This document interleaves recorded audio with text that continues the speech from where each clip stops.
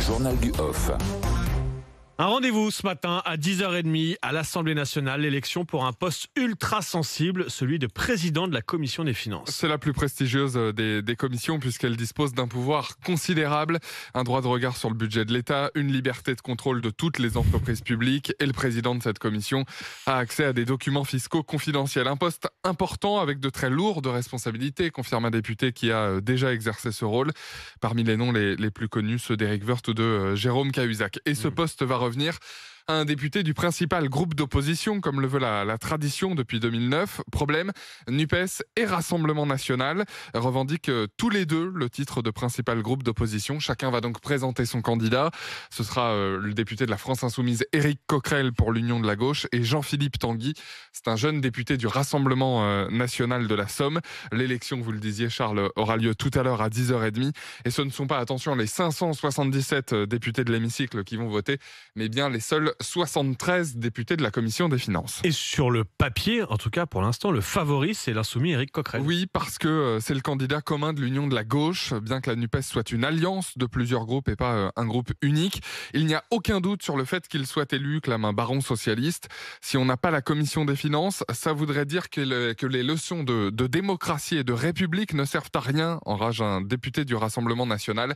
C'est dire là le côté évidemment très sensible et très politique de ce poste qui n'est évidemment pas un poste de député comme les autres. Alors dans tout ça, que va faire la majorité d'Emmanuel Macron dans le camp du chef de l'État ? Tout le monde redoute que cette puissante commission devienne un objet politique. En clair, que le président qui sera élu en profite pour faire du zèle et régler des comptes. S'il l'utilise pour récupérer des documents et les refiler à Mediapart, ça montrera leur incapacité à gouverner, se persuade un député proche du pouvoir d'ailleurs. Conformément à l'usage, les macronistes ne prendront pas part au vote. Un cadre du groupe à l'Assemblée résume tout cela. Ce n'est pas à nous de jouer les arbitres, on laisse les oppositions se débrouiller. En revanche, il y a des députés qui, eux, pourraient prendre part au vote et tout faire basculer. Ce sont les députés LR. Et ça, Marine Le Pen l'a bien compris.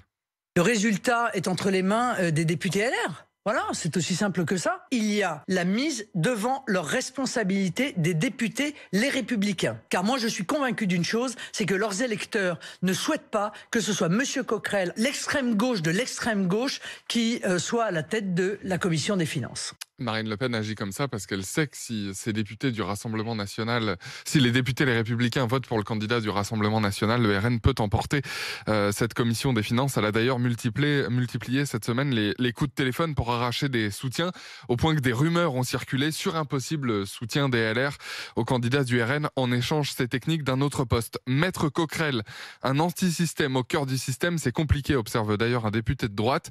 Mais la position des Républicains ce matin, c'est plutôt de ne pas choisir entre la peste et le choléra. C'est Macron qui a favorisé la montée du RN et de la France Insoumise. Qu'il se débrouille, balaye un député LR. Ça promet pour une élection qui se fera tout à l'heure à bulletin secret et qui laisse donc place à tous les scénarios et à toutes les surprises possibles. Et ça, c'est très important, c'est un bulletin secret et ce ne sont pas tous les députés qui votent, mais seuls les 73 membres de la commission. Je crois qu'il y en a une vingtaine pour le RN, une vingtaine Exactement, pour 20 pour la NUPES. NUPES, 10 pour le Rassemblement National.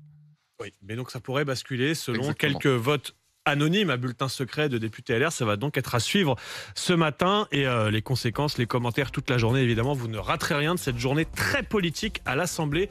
Paul Barcelone, merci pour ce journal du Off. À demain à 8h40 pour votre rendez-vous politique tous les matins sur RMC Story. Tout de suite, on retrouve les meilleurs moments d'Apolline Matin.